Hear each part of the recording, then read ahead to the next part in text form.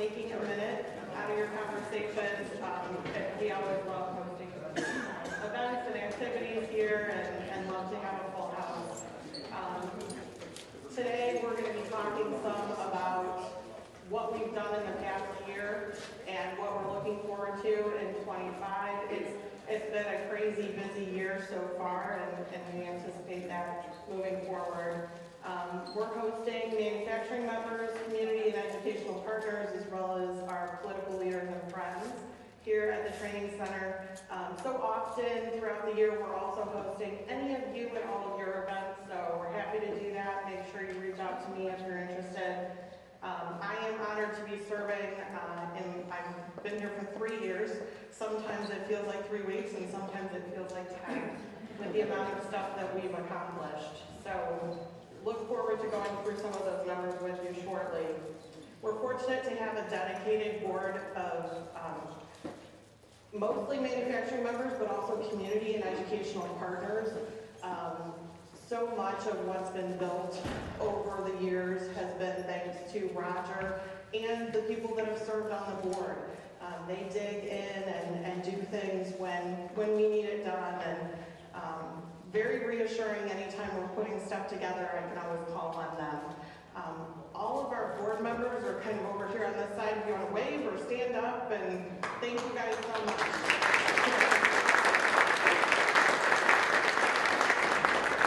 During this past year, we added a board member. So Curtis AC with Steris, you could stand up.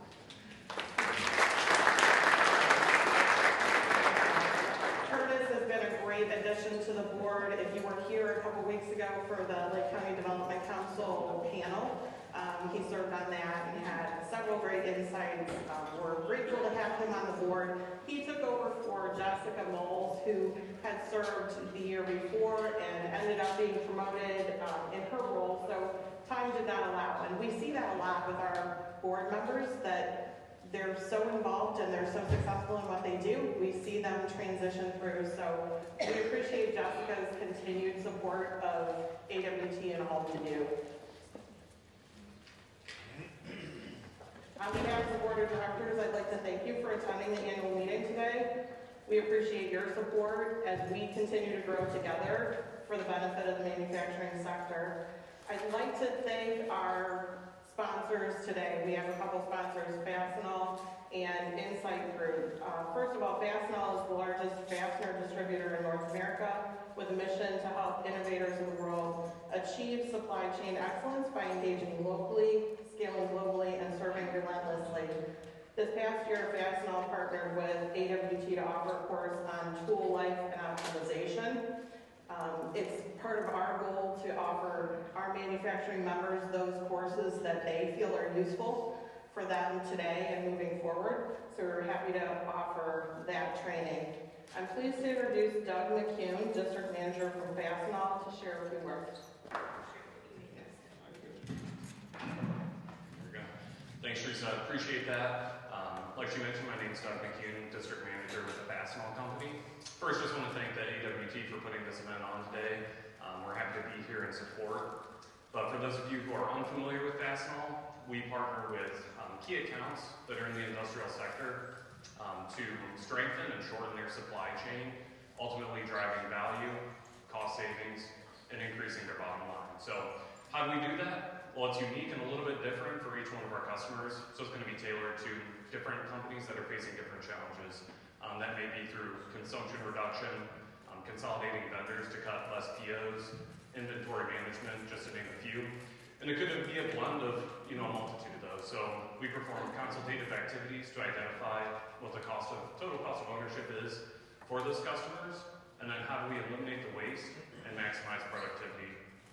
From there, then we implement solutions that range in a wide variety, anywhere from our subject matter experts that are in the field working with our customers to automating processes through our technology solutions, such as our industrial vending machines or our RFID technology. That way it brings visibility, data, and reporting to our customers. And then we meet with key stakeholders from that business, generally on a quarterly basis, just to ensure that our goals are still aligned. We're collaboratively driving value within the supply chain and meeting or exceeding those expectations. So that's a brief overview of what we do or the capabilities within Fastenal, but we do have a table here, so if you would find value in learning more, we'd be happy to discuss. So appreciate it. Thank you.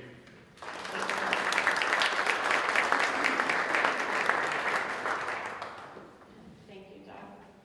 And we appreciate the partnership.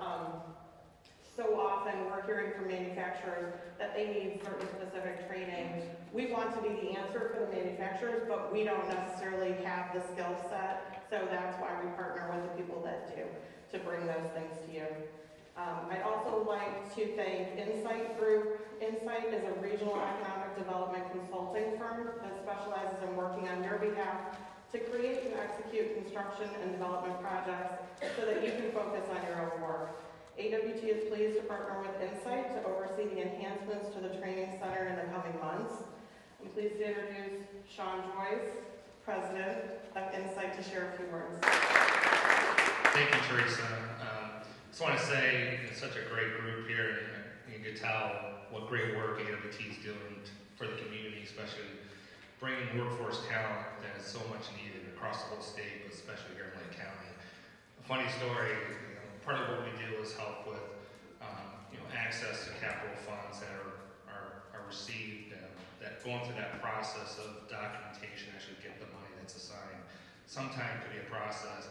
But I asked Teresa for, hey, do you have a list of things you do to reach out and impact the community and partnerships that you have here at AWT? And I think it was like 4 or 5 pages long of things, and it's just so impressive. I was like, oh my God, how do you guys have time to do anything else? So it's a tremendous organization that is impacting in so many ways, across the community. So it's a great job, which makes it so rewarding for us at Insight to partner with organizations like this and try to help, fill in the gaps sometimes of either expertise or manpower to get through the process of doing capital improvements or doing a full-scale capital project. We provide some wraparound service to do that. We're fortunate to be part of AWT Enterprises, so we're part of the AWT building umbrella. So we have a whole bunch of expertise behind us to bring to the table to help our clients, even to jump in when we need to, and bring folks to help even do some building and construction or improvements. So I'm really blessed to have the team we have around us at AWT. And our passion as an organization is really helping our customers, and especially those that are doing such great work and have such a key mission. So we jump in, try to lead the construction process, try to make sure we bring in good partners to do the work, and of course make sure that our clients' needs are being met throughout the whole project and they're taken care of. And so we're jumping in now, we're here with AWT to help with these enhancements, and looking forward to the end results of that work, and trying to do as much as we can here in Lake County as well. So pleasure being here, so happy to support this organization, and great seeing all of you who I know are just as passionate about AWT. So thank you so much.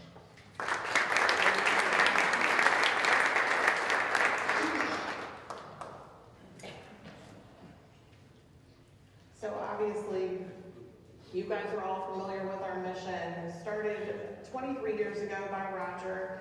We've had the support of so many people. One of the things that's incredibly important to us, especially for reach across the state, influence in funding, making sure that people are aware of what we're doing, is the connection to our local elected officials. And we have been so blessed to have people that are really invested in making a difference for our communities.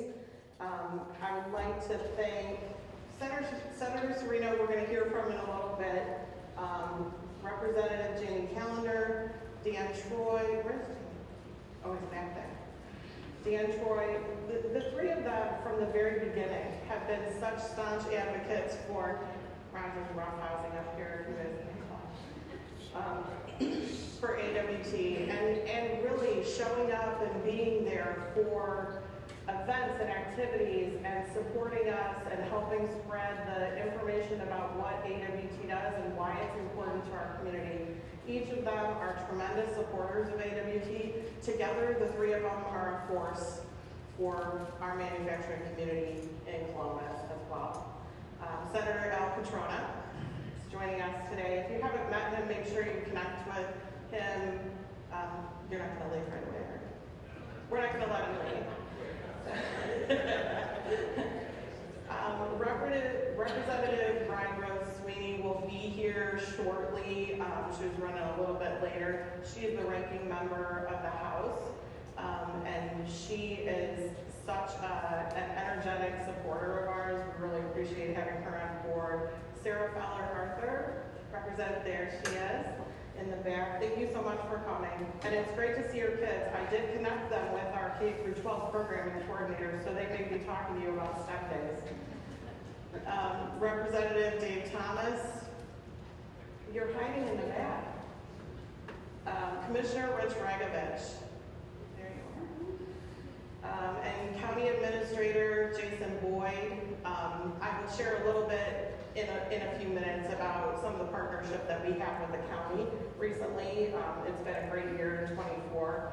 Katie Berger with Congressman Joyce's office. Mary Kay Hastings with the Lieutenant Governor's office. Senator Cirino, we're so happy to have him here as our keynote today. I'm sure most of you have read his bio, and if you're not already familiar with him, please make sure you take the opportunity to introduce yourself to him after the event. He is such a great supporter of AWT. He's from Lake County. He's been here dedicated as a husband, father, grandfather, former coach, CEO, and a commissioner for the county. He's a strong advocate for manufacturing and now Ohio Senate Finance Chairman. So please join me in welcoming our friend, Senator Jerry Cirino.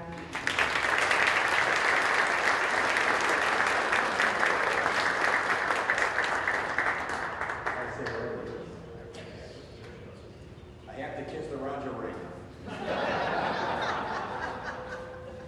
I'm surprised he didn't put his hand up to do that. Well, good morning.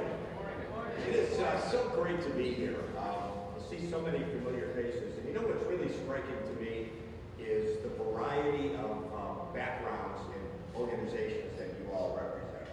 I was going to take the time to introduce my colleagues in the legislature, but that's already been done, so I will skip over that. But just as I look around, we got such a conglomeration of individuals here. You got Kip Marlowe here, my good old friend, who we've been friends for 45 or 50 years, I think, and is an entrepreneur expert, and recently wrote a book. What was the name of that book? I forgot. You forgot. Well, that's not really the title. Rebels with a Cause. And we got Tony Bodigill representing schools, the guy who calls me at 3 in the morning to talk about school funding. Okay. We have a button box player here with Joey. Community College, Sunel, where's Sunel?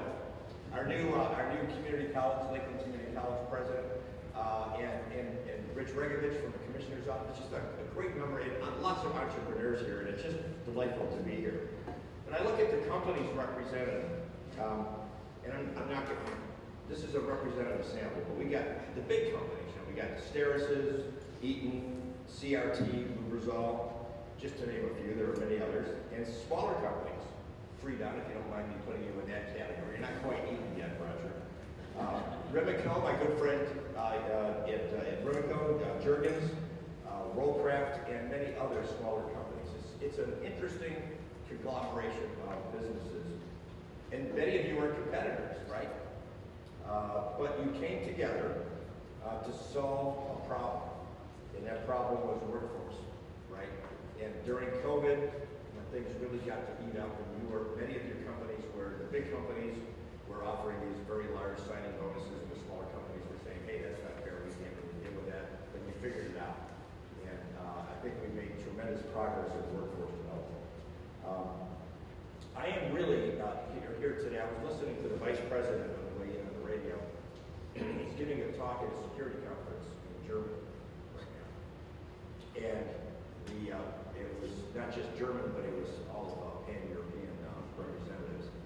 And he was delivering one hell of a lecture to Western Europe and Eastern Europe, those that were there. And what he was telling them was what the agenda needs to be for not just traditional national security issues, but economic issues, and getting on the same page between Europe and the U.S. And my takeaway from his comments was that we're really ushering in a new age here that is going to be tremendous from an economic standpoint. We're going to see in this country, and many of our allies will be following this, we're going to see fewer regulations. And I don't just mean cutting out a few regulations here and there. We're going to see a wholesale elimination of unnecessary. We need some regulations, right? We have to make sure that people are doing the right things and protecting the public. But we're going to see unrealistic, unnecessary regulations just get eliminated. And it's going to happen pretty quickly. It's going to be good for everybody here. Tariffs.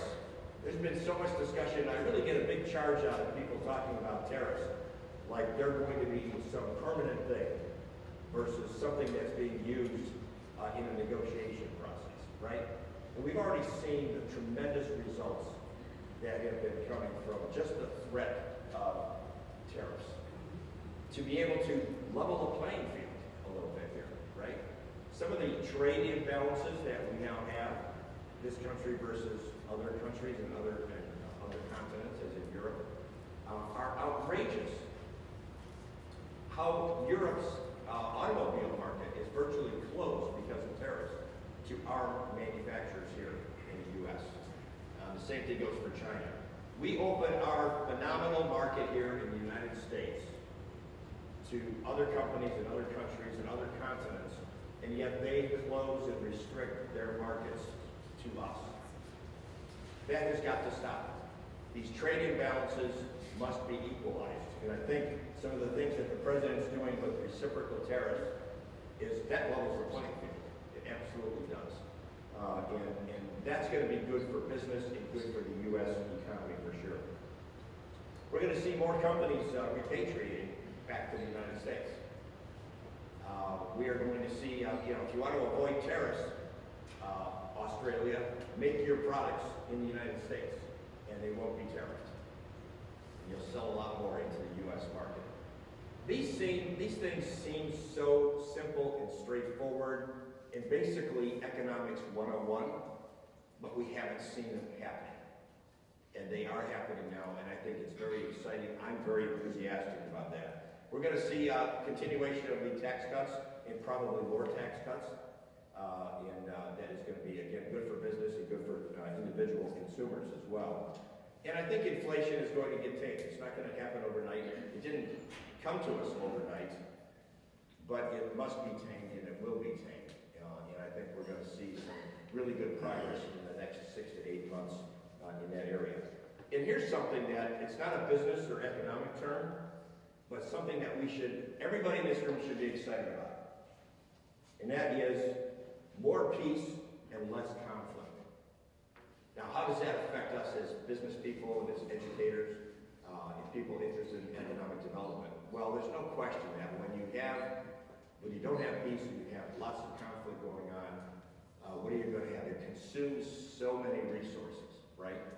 It consumes resources. Obviously, people get killed in the process when there's lack of peace. And we just haven't been strong enough as a country to be able to deter countries from being aggressive. And one of the things I get so excited about these days is that the United States of America, once again, is starting to be feared. I don't mean it from a bullying standpoint. I'm just talking about a deterrence standpoint, okay? And that is a role that we as the largest and the richest and the most free country in the world, probably in the history of the world, that is a responsibility that we have, because we can cause peace and prosperity to happen just by some behaviors that we exhibit. And making sure that those who would undo the things we believe in, our core values, and who would undo peace and want to fight for additional territories, they need to know that if they decide to go do those things, that they're going to run into a brick wall. That brick wall is the United States of America. Now, part of what I'm also excited about is the resurgence of manufacturing. Is that a relevant topic for people in this room? We've heard that before. We've heard the rhetoric about, manufacturing. Roger's been engaged in this for a long time. He was a teenager when he started doing this. back in the late 1800s, I think that was. And, I'm close, he said I'm close. And you know, there's been ups and downs. Yeah, manufacturing's good, let's do some things, and then we change policies or whatever, or change people. This time around, I really am encouraged, and I hope you are, that this time around, I think there's actual policy and the right people behind taking manufacturing to new levels, getting us back to where it is. And I hope that absolutely plays out. There's also, I think, a change in culture, a shift in culture, which has been part of our problem. Parents, and we're all to blame to some extent, maybe me more than others because I have more kids, but you know, the culture has been, and my parents did this, you know, you will go to college. You will go to get a bachelor's degree, right? And more. And because they didn't get a chance to go to college. They didn't have that opportunity, right? Or they were immigrants and so on. And so we really, you know, parents, and I did this with my kids as well. And I think now there's beginning to be a little sea change of attitude about that. Not that there's certainly nothing wrong with 4-year degrees, we need those. And I'm a huge supporter, as you may know, of higher education. I'm trying to reform it so that it does a better job and it does the job it's supposed to be doing. And community colleges play a vital role in this process as well. But we need to make sure that our children know what the alternatives are and aid them in making the decisions that they need to make. Probably a lot earlier than we might think. Certainly earlier than when we have traditionally asked them to do that. So we need to do a better job of pointing out to parents, guidance counselors, and to the students themselves what alternatives they have in their whole post-secondary decision process. If it's 4-year college, great. If you want to be an aeronautical engineer, guess what? You're not going to go to Auburn. You've got to go to university for that. If you want to be a doctor, that's obvious, right? Where is Bontempo here? He's not here? I was going to make fun of him, but okay. I'll let him know. We'll make fun of him. Actually, it'd be more fun if he's not here. So, but you know, you don't want your brain surgeon to have gone to Auburn. Okay, nothing wrong with Auburn, but that's not what they do, right? So we have to reach down earlier in children's scholastic careers and let them know what the alternatives are for post-secondary education. And think about this, I've had lots of conversations with students and parents on the whole idea of debt avoidance. Okay, how many examples can we talk about this morning of individuals who have left high school, in some cases while they're still in high school, are starting apprenticeship programs, right? And they get through their apprenticeship program and they're like 22, where they would normally be graduating from college if they stayed on track. And suddenly, they've got their apprenticeship, they're ready to go to work. They've been working, so they've not been accumulating debt during that time as well. And they're out making $70,000, $80,000, $90,000 a year with zero college debt. Okay? And I think more and more students and parents are realizing suddenly that there is an alternative here. And it's not just, you know, it's not like, well, do I work in the coal mines or do I go to college? You know, that's the old model. Okay, the new model is what's in my best interest long term? To invest in and take out debt for a 4-year degree, which may be the right thing to do, or do I follow a different path and go into an apprenticeship in a trade that is very much in demand?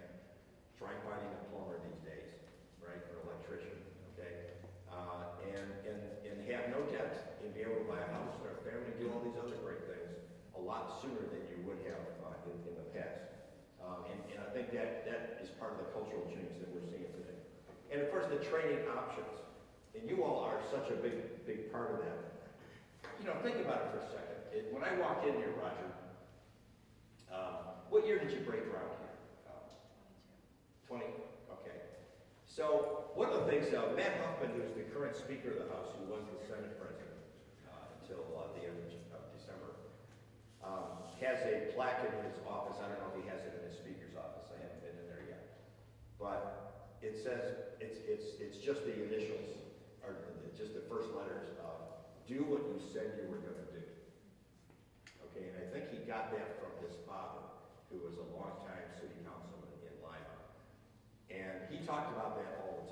And when you stop and think about it, it's not only a great lesson for those of us in elected office, you need to hold us to doing what we said we were going to do.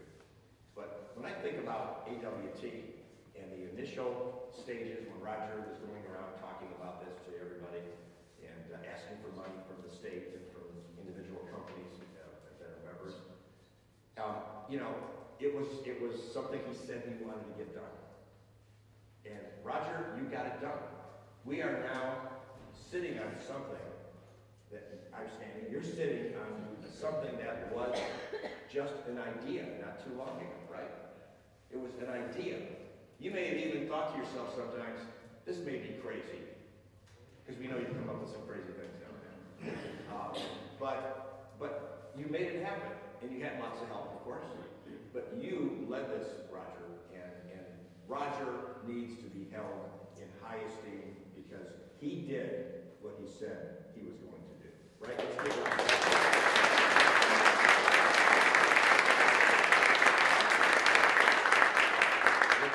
When I look at all the things that you guys are all doing here, and again, a very eclectic group of people here. You got career education, career expo, the robot competition, which Roger has dragged me into a few times, right? Got run over a couple times. The collaborations that you have going with Mentor Schools, Joe Blavin here, there's Joe. You know, and many other relationships with the academic organizations and the Transformation Training Center. I mean, not only did you do what you said you're going to do, you're continuing to do more. You're extending yourselves. And I believe that is accruing as a benefit to all of you who are members. I believe this organization is absolutely unrivaled. I don't know of another organization where so many businesses and institutions and organizations have gotten together, some that are competitors, right? And have gotten together to solve a common problem and deal with a common issue. I don't know of another. If somebody knows of one, please point it out to me. But that is so impressive. And again, you are unrivaled, and you've only been operating for a short time here. Imagine what you are going to do over the long term here. I'd like to transition, if I could, to a little bit about how the state is and can be a partner with what AWT's initiatives are. I'm happy to say that, as I think Teresa pointed out, that since 2020, the state has provided $2.5 million in both the operating budget and the capital budget. And my colleagues and we've all participated to one degree or another, and we're happy to do that. And there's a reason why that's the case. But before I get into the reasoning, look at the other things that the state is making available. The Ohio Work Ready Grants, Ohio Talent Ready Grants, Choose Ohio First Scholarships, Apprenticeship Ohio Program, Ohio Registered Apprenticeship Program, State Share of Instruction, which Sunil is a recipient of, certainly at Lakeland Community College. That's a very big budget number. You know, probably the biggest piece of this is in the 24 budget, we set aside $200 million for career technical construction. And Auburn Career Center was the recipient of a big chunk of that money. And Brian Von Temple was another guy like somebody that calls me at 3 o'clock in the morning and wants to talk about a project. Okay, can you at least move it up to 11? That was or later. You can have breakfast while we're talking. But we put our money where our mouths are in terms of, you know, the need to realize that with that $200 million spread around the state, we have now opened up 3,000 seats. 3,000 seats for various programs, whether it's fire training or automotive mechanic training or whatever. All these programs that were, you know, in fact, when Brian first called me before we did this, he said, listen, I get to turn away 1,200 students the other day. 1,200 students. We're looking for mechanics, we're looking for electricians, we're looking for firemen, and we're turning away students like that. He said, I don't have any place to put them. And we said, well, let's find a place to put them. So we started the process in both the House and the Senate, making this money available, and it's being extremely good use, and I think there's going to be more than 3,000 seats ultimately when everything gets executed. But that's one of the ways that the state can be a partner in what we're doing. This is important because you guys, and my colleagues in the legislature can attest to this, that right now, especially right now with the budget, between now and the end of May, everybody that comes into our offices has their hand up for something, right? That's just the nature of the beast, right? And that's fine. That's how we put a budget together.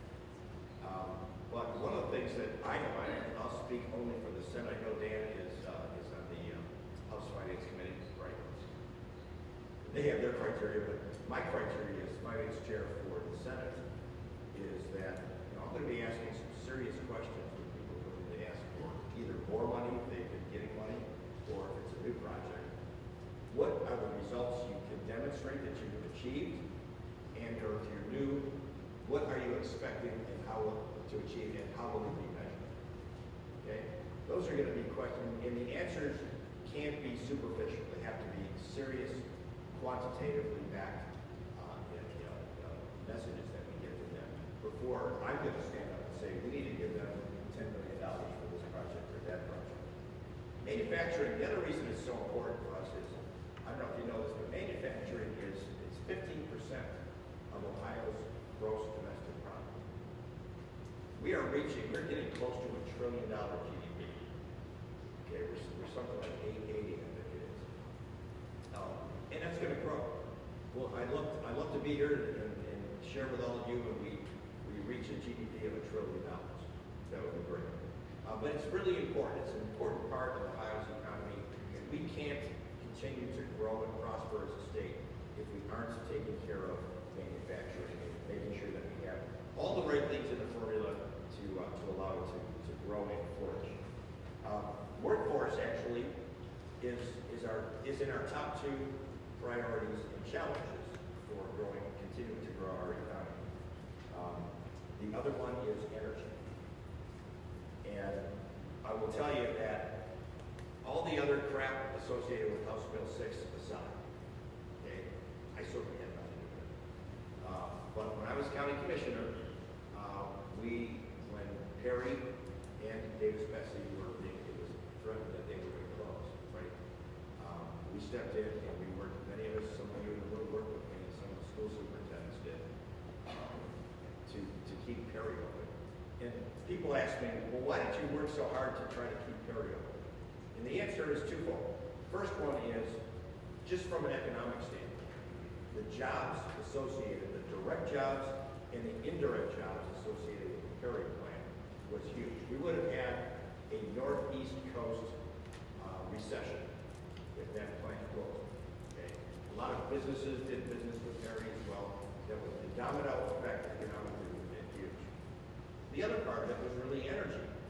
And even though I slept a little bit too often during high school physics, I do have an appreciation for nuclear power. And I think we were dead right 6 years ago. And because right now, imagine, right now, if the forces that were trying to close those plants had succeeded, both plants would now be closed. Davis Betsy was going to close first. Perry was going to close right about a year later. They would be closed, and the baseload power that they are currently producing would be gone, and we would be buying our baseload power on the grid through PJM that is generated somewhere else outside of Ohio. And what do you think that does to the cost? When something becomes more scarce and less available, what happens to its cost? It goes way up. And our electric bills and your business electric bills would be through the roof right now. And so we just introduced Senate Bill 2, which is going to really be focused on incentives and changing regulations to allow more generation, very often behind the meter, so that we can have more localized gas power generation. Because while workforce is still a big challenge for all of us, it's, to me, not the number one impediment to economic development. It's power generation. We want to clean power in the future. And so we need to develop policies and economic foster generations of new power. So please stay tuned on that one, because your input and your feedback and your pushing your legislators to really do the right thing here, to make sure that we do not find ourselves in the place that California has been in with brownouts, closing businesses periodically. We can't have that. Ohio's economic train will stop, or perhaps even be derailed, if we don't have access to power. Last thing I'd like to talk about is the operating budget, which is we're coming up on here. As you probably know, every 2 years, biennial, we have an operating budget, and it has to be done by, basically, it has to be signed by the governor on the 1st of July for the fiscal year. So right now, the governor has proposed his budget. It's over at the House. They're doing their thing. They're having hearings. They're going to add whatever they'd like to add to it or take away from it. And then probably sometime in early April, they'll pass a bill and they'll send it over to the Senate, and we will do our thing with it. However, we're not sitting waiting for that all to happen. We are working behind the scenes to develop policies and initiatives that we think are going to be important in the budget, so that when we do get the budget handed to us by the House, we don't get a lot of time usually. We basically have April and May to get it done and have our hearings. You're going to see some bold initiatives, I can tell you, from the Senate in terms of all the key areas that make up such a large share of our budget. But there's something different this time around versus the last 4 years. Last 4 years, we had a plethora of money coming from Washington. I mean, billions of dollars that came to us. And we actually sat in meetings and tried to figure out where are we going to spend all this money. So what did we do? In the last budget, we came up with something we call the AWT budget. Don't worry about what that stands for. I don't even remember all that. It was a one-time budget. You may have heard that term, okay? And what that was over $700 million that was set aside that we didn't know where to put it. So we set it aside for this past summer when we finalized everything. And we split it with the House, 350 and 350, right? And they had their projects that they wanted to go give it to community projects, etc. And we in the Senate did $350 million. Think about that for a second. $700 million that we were able to provide all kinds of project support for. Okay? And keep in mind that while I'm not going to tell you exactly what AWT stood for, one thing I'll tell you, it was one time. Just remember those 2 words. Okay? It is not going to happen again in our lifetime, I don't believe. So we think we used it wisely, and every representative and every senator had a chance to push their projects for how that money should be spent. But we don't have that this time around. The revenue coming into the state is running maybe a little bit above where we thought it was going to run, which is a good thing. For the opposite, it won't be so good. But we're going to be a little bit more frugal and challenging things that have always been supported, and maybe look to take some of that funding and take it to things, new initiatives that we think are going to be important for us going forward. It's going to be a great process, I'm sure. We're deep into it right now, but we're going to be thinking out of the box for sure. So, and there will be many projects that many of you will be involved in. Certainly education is going to be one of them. You know, you can never give Tony and his people enough money.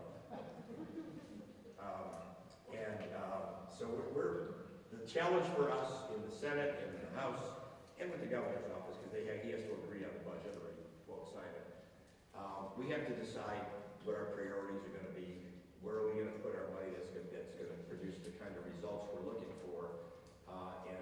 And I think all of that stuff is surrounded by one major objective. If we don't have a healthy, vibrant economy in Lake County and in the state of Ohio, in all of our surrounding counties, we can't provide so many services that we need to provide to our residents, right? Medicaid, between Medicaid and higher ed and K through 12, it's like 72% of the budget. Okay, we can't spend that money if we don't have enough money coming in. We need a vibrant economy. We need jobs. We need strong manufacturing sector. I'd love to see manufacturing being 20% of our GDP in the next with organizations like AWT, I believe we can get there. I think the macro economy is going to give us all of the tailwinds that we need. I think this is a great time for AWT, and today is a great day for AWT. Thank you very much.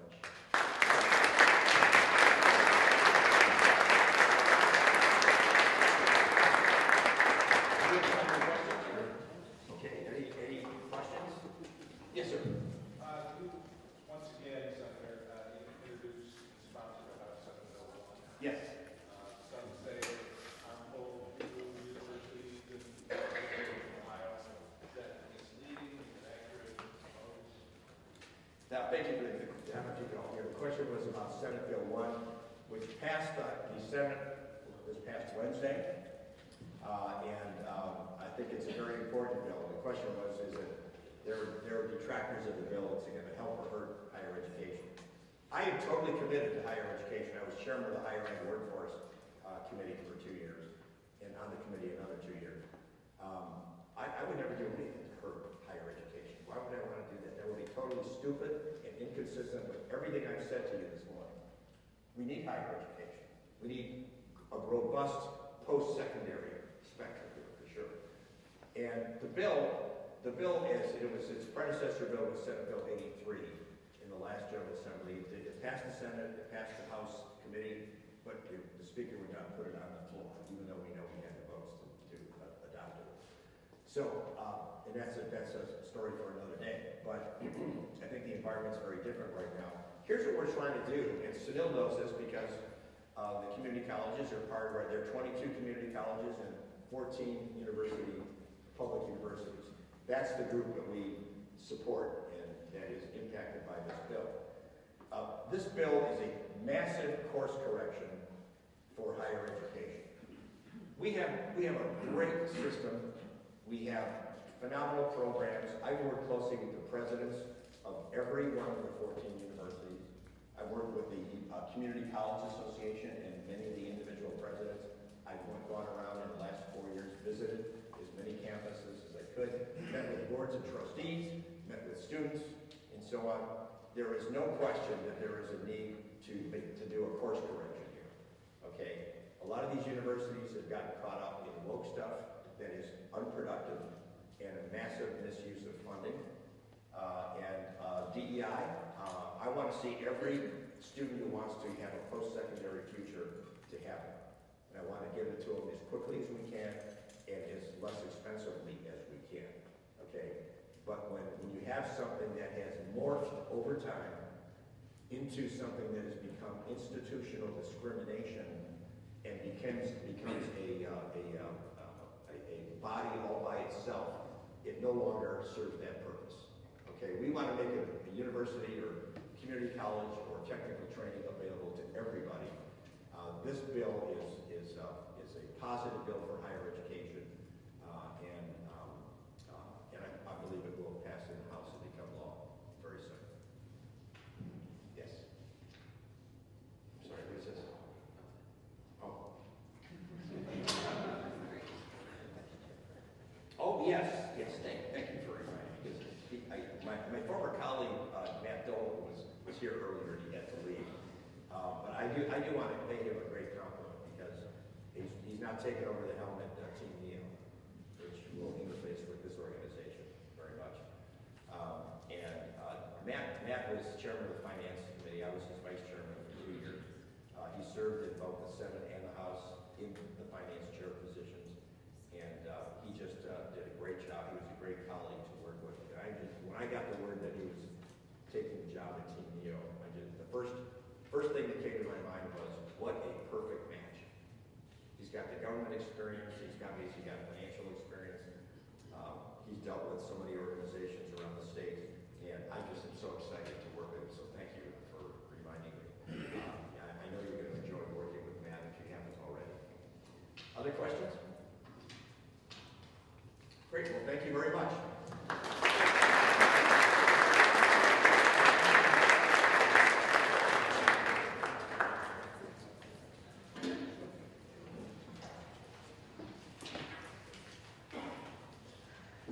Thank you so much, Senator Cirino. And well, you know, obviously AWT is part of that whole ask for the operating. I think you've heard from Ryan and I a few times, so appreciate that. We will talk a little bit now about some of the programs and things that we've done in 24. As I was looking across the room earlier, I saw Tom from Magnet. He and I were in a meeting earlier this week, and I know all the things that we do, and I rattle it off all the time, but sitting there and looking at the numbers, the size of the staff, the amount of things that we do is really pretty amazing. I think between Magnet and AWT, we're carrying a huge grant for EDA, which is just amazing. So we're happy to do our part and love all of the partnerships that we have with everyone. It's nice to see those numbers. Sometimes it's scary to go, oh gosh, where are my outcomes? And when you see the results and look at performing more than 100% on grants is pretty amazing. So any of the funding that we normally receive, we're putting every dollar to work. We do a lot through programming. You're seeing some of the video from our K through 12 programming. So much fun, and hopefully soon we'll see those puffy clouds and blue skies and have the kids outside again. Our K through 12 programming, we've done so many different activities. Last year we reached 23,000 students.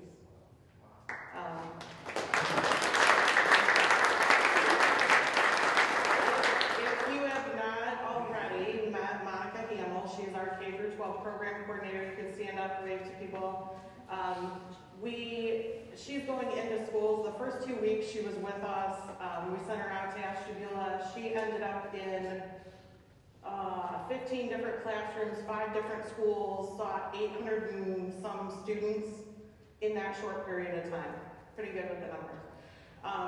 You know, we'll get involved in things like the Guardian STEM Day. We host our STEM activities. We have a STEM Day on Monday that was originally maxed out at 24, 25 students within 2 days. So then Monica went around and asked more of our instructors if they were interested. We doubled the capacity. So we'll have 50 students in the building on Monday, and they're going to do a project where they're going to make their own acrylic sign with LED lights, and so they're going to be drilling and attaching things with weld-on, and so they're pretty big projects. This summer we're going to expand, but we've been doing SMI summer camps for 5th and 6th graders. We do that for a few weeks, taking them out and having them tour some of the manufacturing facilities, and then doing activities here in the building. When we were first outfitting this space, that was one of the key things, is we wanted to make sure that we had space here to host everyone, so that you could come in and see this when we have our SMI celebration luncheon. All the families come in here and have lunch with us too. So hopefully, if they're not already familiar with manufacturing, they get to see this view of it. Our learning labs on the other side of the hallway often house some of those activities.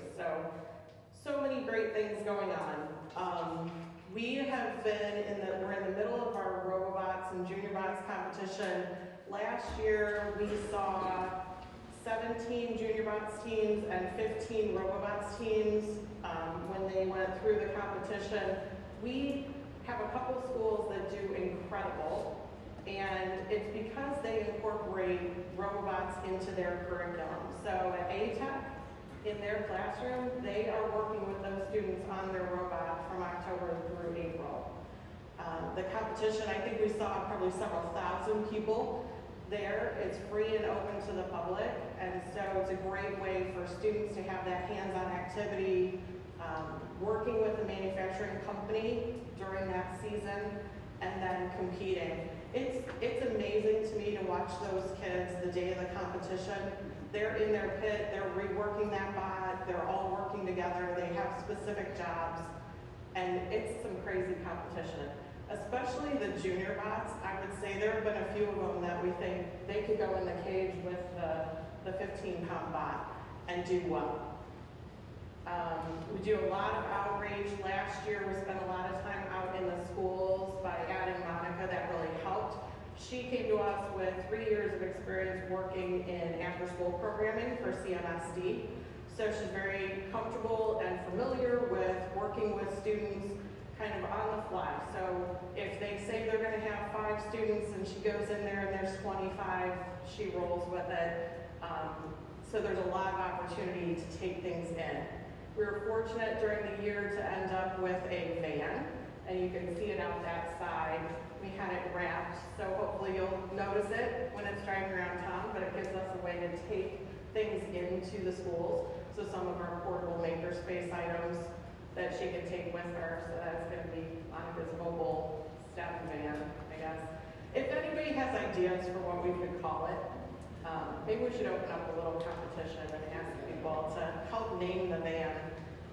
But it's a great way for those schools that can't bring the students here, or they can bring some, but they can't bring all of them. It's a good way to get them exposed to careers in manufacturing. We did our Think Manufacturing Career Expo this past year. It was at Menor High School. Because Monica had started, in the past we've done about 600 students. She said about putting together a calendar of everybody, every school system in the area, knowing when they're in school and when they're not, a list of every contact she had at the schools, reached out to people. We had over 850 students come to the expo this year. So anticipate that that will continue. It's a great way for those students to be exposed to manufacturing. It's a great way for manufacturers to have those tables and sit and talk to the students about opportunities at their facilities. We have our apprenticeship program going strong Monday through Thursday. They're in the machining labs here. We have 75 people in apprenticeship at any given time. Last year we saw the first graduations, so those people that started in 2020 in the height of COVID finished their apprenticeship. We've seen several of them go through and end up with promotions with their employers, and then sending additional people into apprenticeship. We had added the quality apprenticeship, and we'll be opening another quality apprenticeship cohort in the fall. That's been very successful, and that's a 2-year program as opposed to the others that are a 4-year program. Work advance. So on the grant that I was talking about, we had, Magnet's had your access program for a while, and MDMC had done a program called Work Advance. And so between the two of them, kind of gave us the tools on the grant to say, we need a little short-term boot camp, put something together, and all the ISPs created something different.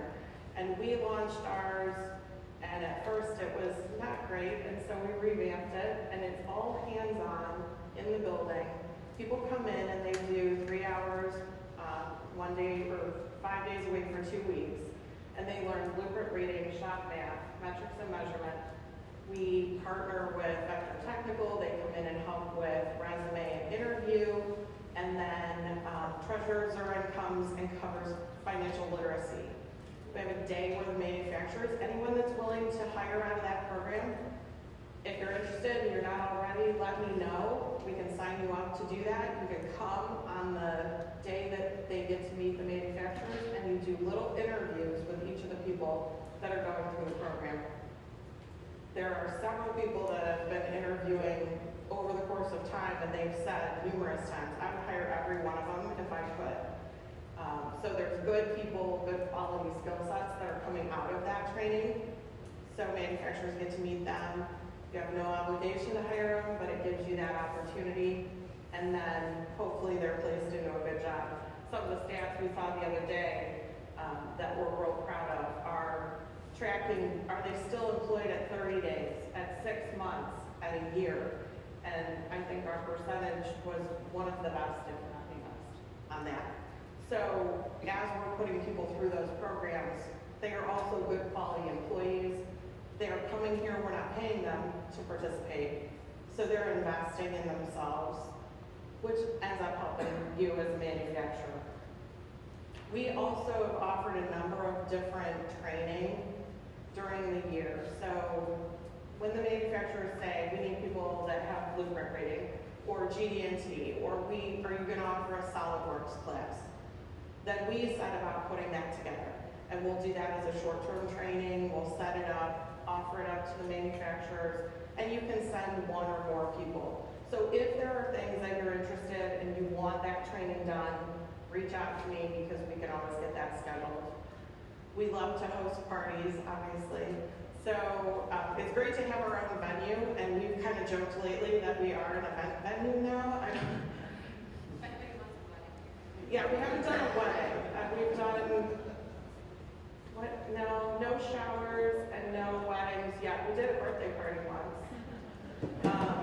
Yeah, so let me, what? Showers and a wedding, so that's what we need next. So if you want to get married in the middle of the machining lab, let me know. But we also host summer mixer, holiday mixer, which is a great way as members to come and network with people. As you can tell, most of the building is pretty flexible, so there might be training in here one day. Yesterday, it was not looking like this until yesterday afternoon. It had been set up for apprenticeship. Sometimes you'll find people racing robots in that welcome area where the food was. Other days there could be a bar and food. So if you're not on the list or if you haven't come to the summer mixer or the holiday mixer, those are great things to attend as well. We have our golf outing. I will say our golf outing has grown and membership has grown to the point that golf is going to be for the large memberships and reserved for them. I don't think I'm going to be able to open up golf like we have in the past. So if you're interested in golfing at Kirtland in August, you need to join and let me know. And we can get that taken care of now so that you have a spot for it. Obviously, this building has been a tremendous asset for us. We appreciate that it's an asset for the community as well. So we use it as much as we possibly can. My goal when we were moving in here was to have difficulty in scheduling the calendar. And we do sometimes. We, on Monday, will finish with those 50 kids, and we have a half an hour before we start work advance. And I think Laura said she's got 28 people coming on Monday for work advance. So it'll be a quick switch. Our instructors for our STEM day will help us move the building very quickly, and then we'll go on to the next activity. We, during the year, saw 418 incumbent workers trained in this facility. So when I talk about, whether it's apprenticeship or it's the short-term training, think about what an asset that is. So everybody that's invested in membership or donations to the facility, investing your time, coming over and helping, Corey Hunter is always here helping with something, that is making an impact for everyone. We're fortunate to have this in the location we are. It was great that Suster's donated this property because it's just a prime location for our manufacturing community. So we continue to try and be that resource for everyone. I know I saw Linda here somewhere. She was back there somewhere. We did Lake County Council on Aging, seniors gifts. Oh, there she is. So, and Joey. So, when people reach out and say, where are we gonna store these things? Could we have this come in here? Could we, would you be interested in hosting a Stuff the Subaru Trunk event? Sure. And I'm not sure there's many times we've said no to anything, so I'll throw that out there. If there's something you're thinking, things that you need help with, please let us know. We have had a number of different things where people have come in and used the facility. So Avery Dennison for lean training, art cutting tools, had some regional meetings and they didn't have a space, so they ended up using the conference room. Western Reserve Junior Service League had some of their meetings here. We partnered with Lake Erie College and did teacher boot camps last summer. I know I wrote a letter of support and they got the money, so we'll be talking again, Jeff. So great way for teachers to go through and learn about careers in manufacturing and then take that information back. Monica's also going to be working on some professional development days for for teachers, so that could be another good way for us to partner with Lake Erie and Lakeland as well with those teachers. Girl Scouts of Northeast Ohio STEM Advisory Committee was here. Such a great group of people and working on that new STEM center, just amazing. The YMCA and Salvation Army, we partnered with them. We wanted to expand our summer camps, but we didn't want to do full weeks because what we were looking at was a lot of families were already committed. They had vacation for part of it, or it was going to be too difficult. So we reached out to our partners at the YMCA and also at Salvation Army and offered them STEM day activities for their campers. So they brought students here. So we did several days last summer, and we have that set up for this summer as well. If there's something that you're interested in hosting here, let me know. In 24, we had, it's interesting, some of the reporting we need to do, whether it's ISP or grant reporting, they'll say, who are your new partners? And I think, gosh, we're partners with everyone already. How does that happen? In 24, Lake County Auditor reached out and said his spot fell through and could he come? And it was 40 people, and I think we had 70 by the time people walked in the door. So we were able to set up for that meeting here, for that regional meeting. We partnered with the Cleveland Guardians and did their STEM day. The Lake County Captains, we did Sciences Pool Night. Took a bunch of activities there. SME, which I wouldn't say that's a new thing in general, because we partner with SME on a lot of things, but last year we did a program called Empower Her. So it was a webinar and then an in-person piece. This year we're doing it again. It'll be March 13th, and we'll do the webinar open across the country, and then there will be hands-on activities here for any of the students that want to come here. So it'll be interesting to see how that works out. But that started from, we had a participant from Robobots who had been at Beaumont, and she was also a Girl Scout.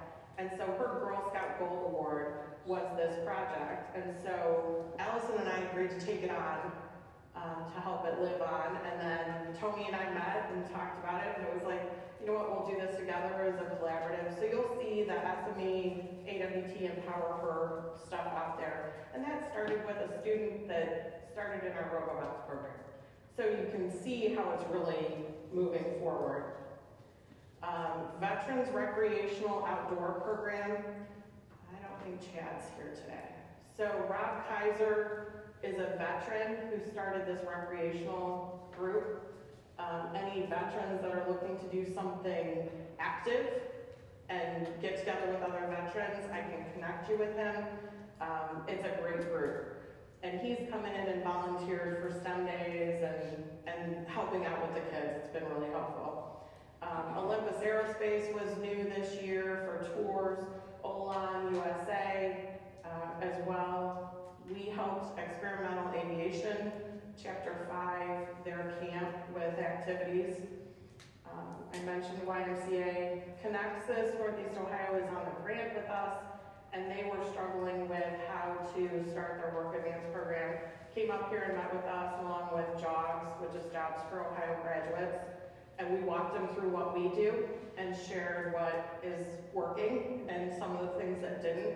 And so now they've been able to host, I think, 3 or 4 sessions so far. RandPack is doing, I don't know, it's like shipping and receiving training. Because one of the things that we've noticed is a lot of people start people in shipping and receiving. But if they don't have the training, you've produced this part, it's worth an awful lot of money. And if the person that doesn't know how to handle it, handles it wrong, it's going to get shipped back. So we partnered with them to do some training. Western Reserve Area Agency on Aging was part of the project with Lake County Council on Aging. NAACP brought students here, and we'll be doing some additional things with them. Working with the Wycliffe Family Resource Center.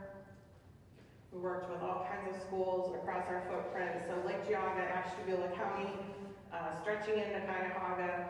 Every time someone calls me from Cuyahoga, I say, have you been to Magnet?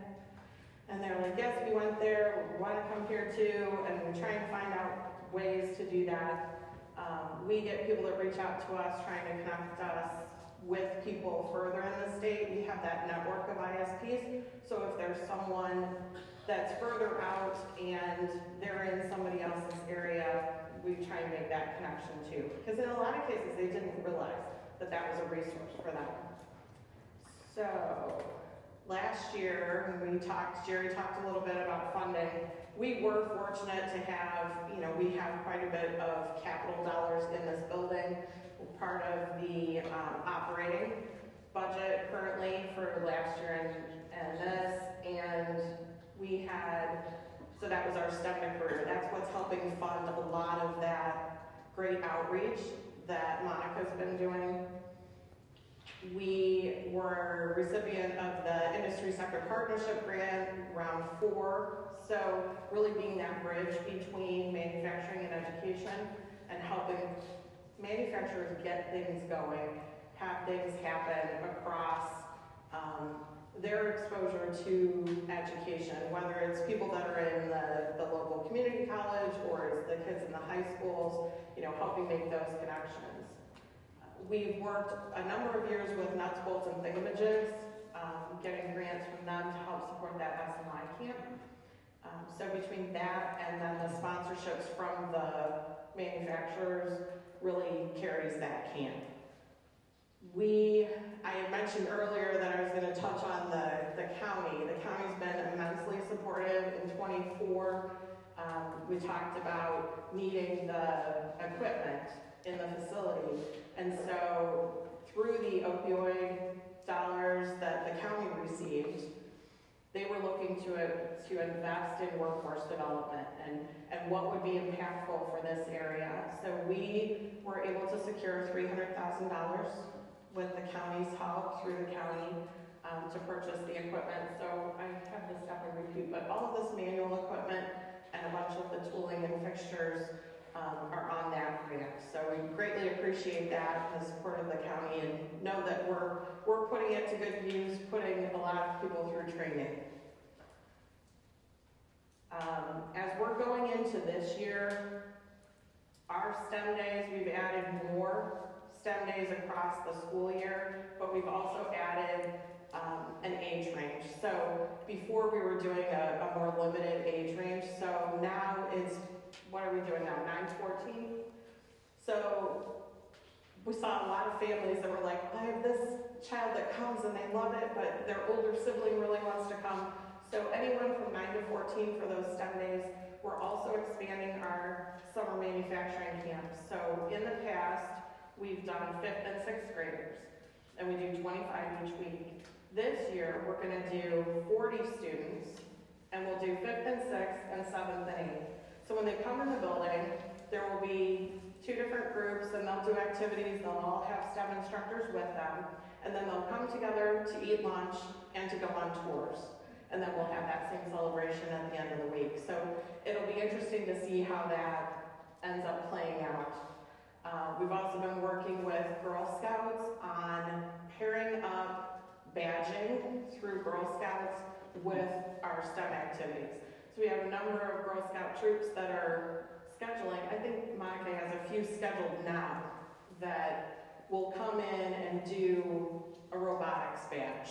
And so as we get that kind of refined, then we'll be able to open that up and offer that to other troops. And I know, having been a troop leader before, I would have given anything for someone to have the activity together, and you just go and sign up and take all the kids there and get that done. And I see nodding heads, because it's a lot. We expanded some of our maker space, so on your tables you all have a little fidget toy. Make sure you take that with you. Those were printed here on our 3D printers. We have America Makes has provided us with software and a program where we can walk students through learning about additive manufacturing in general, and then learning how to design and walk all the way through producing, printing something. So you'll see a lot of that in 25. We'll do more with our tabletop CNCs. We have the crickets that have been here for a while. We picked up another t-shirt press that will go in the van. It's a little bit more portable. We were talking about a deburring piece of work advance and then doing some of those standalone trainings. Right now we have safety and ergonomics scheduled for the 18th, so next week. SolidWorks is a 3-session class, and that's in March, so March into the beginning of April. And a blueprint reading class, April 2nd. We've offered blueprint reading probably 6 times or so, and it fills up each time, so as long as that's still in demand, we'll keep offering that. We did a specialized training for Steris a couple weeks ago on a Saturday for GD&T. I have an excellent instructor who is working and not especially available during the day, during the week, but he's available on the weekend. So if there's a manufacturer that's looking to do a GD&T class and you want to bring all of your staff on a Saturday, I'm a great guy to train for that. We are hosting the next Partners in Science Excellence Experience Day for teachers at Swagelok, and that will be on March 12th. So Partners in Science Excellence and AWT have been working for a number of years together, trying to create those experiences so teachers can come in and see a facility, learn about what they do, take some things back to their classroom so that they can share that with their students. So we're excited to do that at Swagelok. So many partnerships, and like I said, it's funny because when they say, what are your new partnerships? I feel like we take things that we have and we continue to grow them. So, City of Mentor is a great example. You know, when we were moving into this building, it was an economic development grant. And then it was, what did we do next? It was Mentor Rocks concerts. And, you know, it's like, how else can we partner and do things? So then there's the ability, we have Safety Council that we hosted here. You know, just any of the things that we can think of to expose more people to careers manufacturing. All of the dates for our events are on the website, but if you're interested in doing something really fun and doing a little bit of volunteering, take a look at the Robobots competition. It's April 26th. Open to the public. There's a sign-up genius we can share with you. You could sign up for a couple hours, or you could just come and experience it. It's great to see all the teams. We've added more teams, so I'm going to ask you, Monica, how many now? 25 junior bots and 19 robobots, I think. So 25 junior bots up from 17 and 19 from 15. So you can see that that's really growing again. It's getting back to kind of pre-COVID numbers. We have a lot of schools that are interested, and more schools that are interested in starting teams this coming fall. We need manufacturers to be those advisors for those teams. So we have students that are really interested, we have people that are willing to advise them, but they need that manufacturing partner. So if you aren't already a Robobot sponsor, think about doing that. It's either your time, the time of your engineer, maybe it's some financial support, but the schools really need that, and they are gaining a lot of interest. There's a lot more teams that they're looking to form.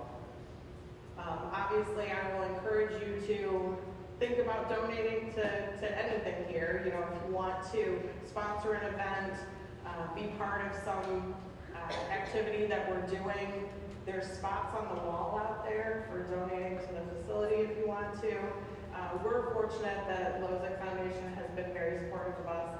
That van, along with some operating dollars, has helped. I, years ago, came out of manufacturing, so our family had a manufacturing business, and I worked in nonprofit for about 8 years before I came here, and I remember thinking, all this equipment and all of the things that we do, we're not producing anything to sell. So that's a little stressful, you know, and it's all of this support from everybody in the room and in membership. I sent a membership list, manufacturers only, to OMA yesterday. and it was 441 manufacturers in membership. So just need everyone involved.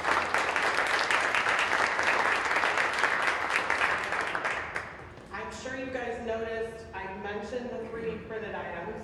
There's also Mally's chocolates and little mints and stuff. Make sure you take some of those. Yeah, the competition is at Lakeland. It's in the main gym, and then the auxiliary gym we use for some other things. So on Saturday, April 26th, we will be there from 8 until the last competition.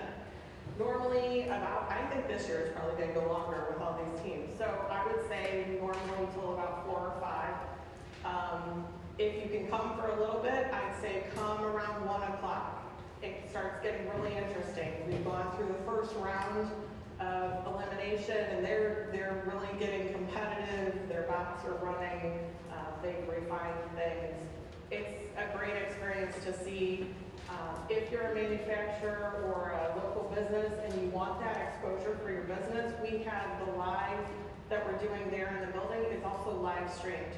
So there's the signage, the programs, and the live stream, there's commercials. So it's a great way to expose people to your business as well. Yeah, huge thanks to Lakeland, because there's a lot of things we can do in this building. We couldn't host that competition. It's way too big. So, and this is our 15th season of doing RoboBots. So thanks to Allison for starting all of that too. and Roger for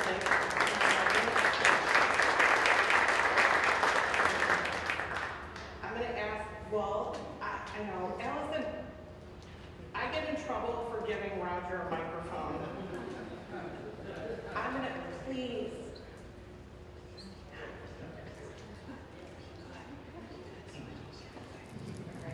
I'm going to be very nice. Good morning.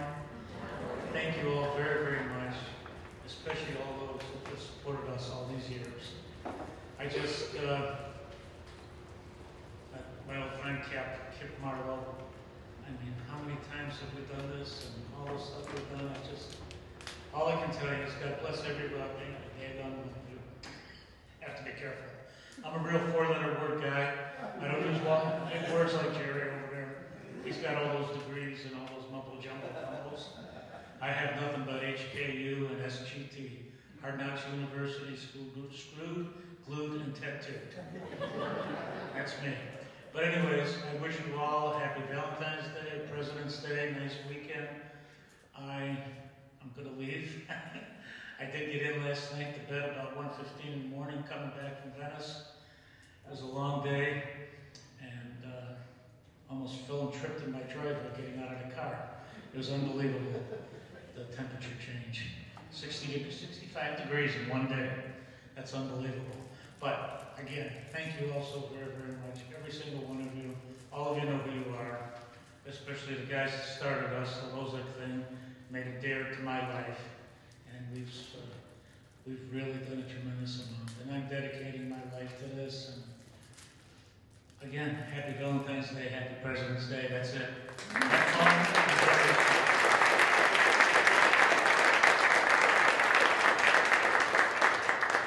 Thank you all so much. Feel free to stay and chat, and I'm sure there's more coffee and food. Take some candies. If you haven't shopped yet. All 5 people